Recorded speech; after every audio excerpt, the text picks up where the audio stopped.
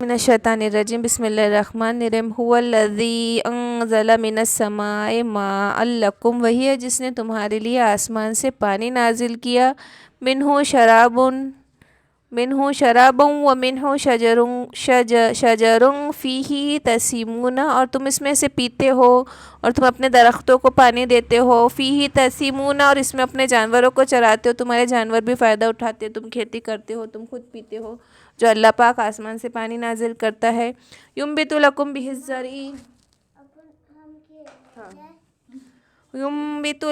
الزرع والزيتون والنخيل والأعناب، اور تم اس میں اگاتے ہو زرع کھیتی کو، والزیتون زیتون کو، والنخیل کھجور، والنخیل کھجور، والأعناب اور انگور، ومن کل الثمرات اور ہر قسم کے میوے، ان فی ذلک لآیات لقوم یتفکرون، اور یہ تمام نشانیاں ہیں اس قوم کے لیے جو غور و فکر کرتے ہیں کہ ہے نا، ہر چیز میں اللہ نے اس میں ساری آیتوں میں یہ ہے کہ ہے نا کہ غور و فکر کرنا کہ کیسے اللہ تعالیٰ نے کتنے الگ الگ قسم کے اس پانی کو اگر نازل نہیں کرتا تو یہ کھیتیاں، یہ لہلہاتے کھیتیاں، یہ پھل، یہ باغات کیسے ہوتے، صرف یہ پانی کی بدولت ہو رہا ہے نا، کہ اللہ پاک اگر آسمان سے پانی نازل نہیں کرتا تو یہ سب کہاں سے ملتا تھا۔ وَسَخَّرَ لَكُمُ اللَّيْلَ وَالنَّهَارَ وَالشَّمْسَ وَالْقَمَرَ، اور مسخر کر دیا تمہارے لیے دن رات، سورج چاند۔ اب مسخر کرنے کا مطلب کیا ہے کہ دن کام کے لیے بنایا، راتوں کو آرام کے لیے بنایا، چاند سورج ایک مقررہ وقت پہ نکلتے ہیں جس سے انسان سال کا تعین کرتا ہے، مہینے گنتا ہے، دوسری چیزیں دیکھتا ہے۔ وَالنَّجُومُ مُسَخَّرَةٌ بِأَمْرِهِ، اور ستارے جو اس کے حکم کے تابع ہے۔ ان فی ذلک لآیات لقوم یعقلون، اور یہ اس میں نشانیاں ہیں عقل رکھنے والے لوگوں کے لیے۔ وما ذرأ لکم فی الارض مختلفا الوانہ، اور پھیلائے تمہارے لیے زمین میں مختلف قسم کے رنگ برنگے پھل چیزیں۔ ان فی ذلک لآیات لقوم یذکرون، اور اس میں نشانیاں ہیں اس قوم کے لیے جو سوچتی ہے۔ والذی سخر البحر لتاکلوا منہ لحما، اور وہی ہے جس نے مسخر کیا تمہارے لیے بحر کو تاکہ تم اس میں سے کھاؤ لحما گوشت، طریا وتستخرجوا منہ حلیۃ وتلبسونہا طریا تازہ، وتستخرجوا اور نکالو اس میں سے حلیۃ تلبسونہ گہنا پہننے کے لیے۔ تو اللہ پاک نے کیا کیا، مسخر کیا بحر کو تمہارے لیے تاکہ تم اس میں سے گوشت کھاؤ تازہ، اور اس میں سے گہنا نکالو پہننے کے لیے۔ بحر یعنی دریا، سمندر۔ تو اللہ پاک نے کیسا کیا نا کہ اس میں سے مچھلیاں ملتی ہے، اور مچھلیوں کو حلال کر دیا ہمارے لیے، اور کتنی آسانی سے ہاتھ میں لگ جاتی۔ ایک دفعہ کا واقعہ کہ صحابہ کو آپ صلی اللہ علیہ وسلم نے کسی غزوے کے لیے بھیجا تھا، اور وہ ایسی جگہ تھی کہ ان کا کھانا پانی سب ختم ہو گئے تھے، یہاں تک کہ ان لوگ جھاڑیاں پتیاں چباتے تھے، ان کی زبانیں وہ ہو گئی تھی، چھیل گئی تھی۔ تو ایسا ہوا اللہ کی طرف سے کہ سمندر میں سے ایک بڑی ویل مچھلی باہر آ گئی، اور وہ اتنی بڑی تھی، اور اس مچھلی سے مہینہ بھر کھائے صحابہ نے، اس مچھلی سے مہینہ بھر کھائے، اور اس کی ہڈی جب انہوں نے کھڑی کرے تو اس میں سے پورا ایک گھوڑ سوار گزر جاتا تھا، اور پورا مہینہ کھانے کے بعد ان کے پاس جو بھی ٹیکنیک ہوں گے اس کو مسالہ وغیرہ نمک لگا کے سکھا کے پورا ایک مہینے تک صحابہ نے کھایا تھا۔ تو اللہ پاک نے کیسا رزق کا ذریعہ کر دیا ان کے لیے کہ ان کے لیے کھانے کے لیے کچھ نہیں تھا، تو اتنی بڑی مچھلی کو سمندر نے باہر پھینک دیا، اور پورا ایک مہینہ صحابہ اس میں سے کھاتے رہے، یہاں تک کہ وہ واپس لوٹے اور آپ صلی اللہ علیہ وسلم کو یہ بات بتائی کہ یہ اتنی بڑی مچھلی ہمارے لیے آ گئی، امبر مچھلی۔ تو آپ صلی اللہ علیہ وسلم نے کہا کہ کچھ ہوگا بچا ہوا تو مجھے بھی دو۔ تو وہ لوگوں کے پاس کچھ گوشت بچا تھا اس مچھلی کا، تو آپ صلی اللہ علیہ وسلم نے بھی اس میں سے نوش فرمایا۔ وَتَسْتَخْرِجُوا مِنْهُ حَلِيَةً تَلْبِسُونَهَا، موتی نکلتے ہیں، دوسری چیزیں نکلتے ہیں جس کو تم زیورات کی طرح پہنتے ہو۔ وَتَرَى الْفُلْكَ مَوَاخِرَ فِيهِ لِتَبْتَغُوا مِنْ فَضْلِهِ، اور تم دیکھتے نہیں ہو کشتیوں کو کہ چلتی ہے اس میں تاکہ تم تلاش کرو فضل والا، لَعَلَّكُمْ تَشْكُرُونَ، کیا تم اس کا احسان نہیں مانتے،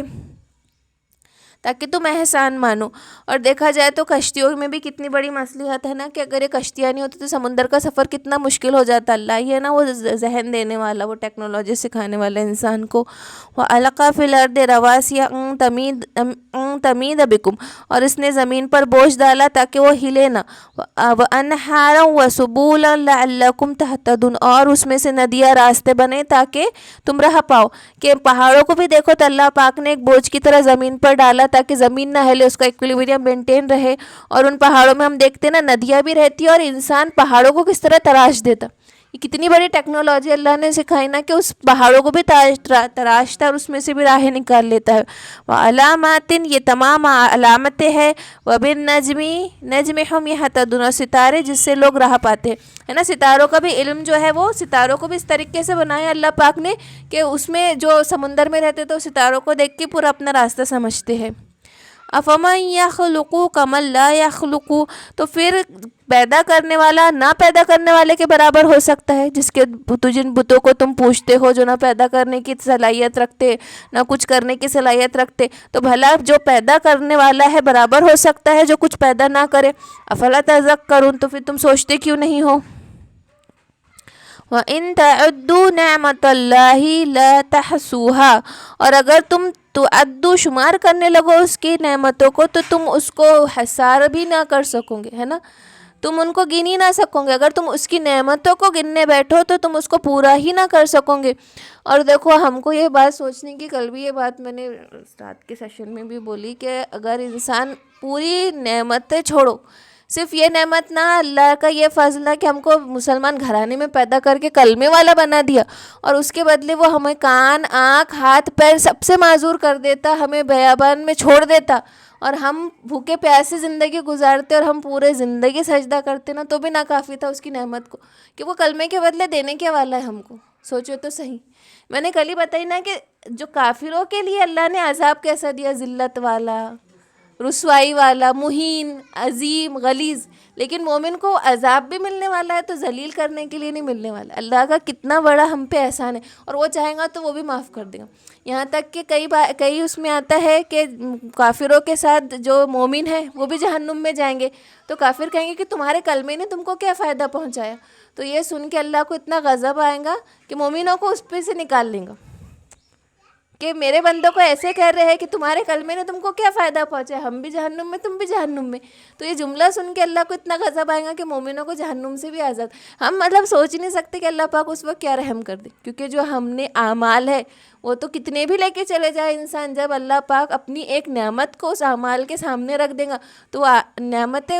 وہ اس کے اعمال کچھ اتنے ہلکے ہو جائیں گے اس کی نعمت کے سامنے کہ ہم اس کی نعمتوں کا شکر ہی ادا نہیں کر سکتے کیا، اور اتنی ساری نعمتیں، چلو یہ سب تو دینے کے بعد پھر یہ اتنے سارے فضل، اتنی ساری ٹیکنالوجی سکھا دیا، ہر چیز، اور ہر جگہ دیکھا جائے تو چاہے وہ پہاڑ ہو، چاہے دریا ہو، چاہے سمندر ہو، چاہے ریگستان کیوں نہ ہو، جنگل بیابان، ہر جگہ اس کو کہیں نہ کہیں کچھ نہ کچھ اس کے لیے نعمت رکھ چھوڑی اللہ نے۔ کوئی بھی چیز کو اللہ نے انسان کے بے فائدے کے لیے پیدا ہی نہیں کیا۔ ایک مکھی بھی ہے تو وہ بھی اس کو شہد دے کے جا رہی، گائے، ایک جانور اس کے فائدے کے لیے اللہ نے کتنے زیادہ اس کے لیے نعمتیں، کتنا فضل اللہ نے کیا ہے کہ ہم گن ہی نہیں سکتے۔ ان اللہ لغفور رحیم، اور بے شک اللہ بڑا بخشنے والا اور رحم کرنے والا ہے۔ واللہ یعلم ما تسرون وما تعلنون، اور اللہ جانتا ہے جو تم چھپاتے ہو، وتعلنون، اور جو تم ظاہر کرتے ہو۔ والذین یدعون من دون اللہ، اور وہ لوگ جو پکارتے اللہ کے سوا، لا یخلقون شیئا وہم یخلقون، نہ وہ کچھ پیدا کر سکتے ہیں نہ وہ، بلکہ وہ خود پیدا کیے ہوئے ہیں، کہ جو پتھروں کے بت خود تراش کے بنایا ہے انسان نے، وہ اللہ کے سوا اس چیز کو بناتے ہیں کہ وہ خود تو پیدا نہیں کر سکتے بلکہ وہ خود پیدا کیے گئے ہیں۔ اموات غیر احیاء، مردے مرے ہوئے ہیں بے جان، وما یشعرون، اور وہ شعور نہیں رکھتے، ایانا یبعثون، پتہ نہیں کب اٹھائے جائیں گے۔ الہکم الہ واحد، اور تمہارا معبود یکتا ہے۔ فالذین لا یؤمنون بالآخرۃ، اور وہ لوگ جو نہیں ایمان لاتے آخرت پہ، قلوبہم منکرۃ وہم مستکبرون، اور وہ جو نہیں مانتے اور وہ مغرور ہے۔ لا جرم، ٹھیک ہے کوئی بات نہیں، ان اللہ یعلم ما یسرون وما یعلنون، اور اللہ بہتر جانتا ہے جو کچھ تم چھپاتے ہو جو کچھ تم ظاہر کرتے ہو۔ انہ لا یحب المستکبرین، اللہ نہیں پسند کرتا تکبر کرنے والوں کو۔ تکبر کرنے والے کے لیے کتنی ساری وعیدیں ہے نا. اب تکبر کا مطلب یہ نہیں ہے کہ انسان اچھا پہن رہا اوڑھ رہا, اللہ کی نعمت, تو جو اللہ نے نعمتیں دی ہے اس کو ظاہر کرنا ہے. یعنی ایسا نہیں کرنا ہے کہ ہم پھٹے پرانے بدحالی میں گھوم رہے. جو اللہ نے ہم پہ جو نعمتیں دی ہے وہ ہم کو دکھانا ہے, کہ اللہ کا فضل جو ہم پہ ہوا ہے وہ دکھانا ہے, لیکن خود کو برتر سمجھنا. تکبر یہ نہیں ہے کہ ہم جمیل دکھے, کہ اللہ جمیل ہے, جمالت کو پسند کرتا ہے, اللہ حسین ہے, حسن کو پسند کرتا ہے, تو صاف ستھرا رہنا, اس طریقے سے رہنا کہ آپ صلی اللہ علیہ وسلم نے دیکھا کوئی شخص کو کہ بدترین حال میں دکھ رہا تھا, تو آپ صلی اللہ علیہ وسلم ناراض ہوئے کہ کیا اس کے پاس کنگھی نہیں ہے کہ اپنے بال جما لیتا. ایک شخص, ایک صحابہ ہے, تو وہ اتنے پھٹے حال میں تھے, تو کہا تیرے پاس کیا ہے؟ تو کہا سب چیز ہے, کھیتی باڑی مویشی. تو بولے جب اللہ نے تجھے فضل دیا تو دکھاتا کیوں نہیں اللہ کی نعمت کو, ظاہر کیوں نہیں کرتا؟ تو تکبر کیا ہے کہ خود کو برتر سمجھنا اور دوسروں کو کمتر سمجھنا, یہ تکبر ہے. اللہ کے فضلوں کو ظاہر کرنا یہ نہیں.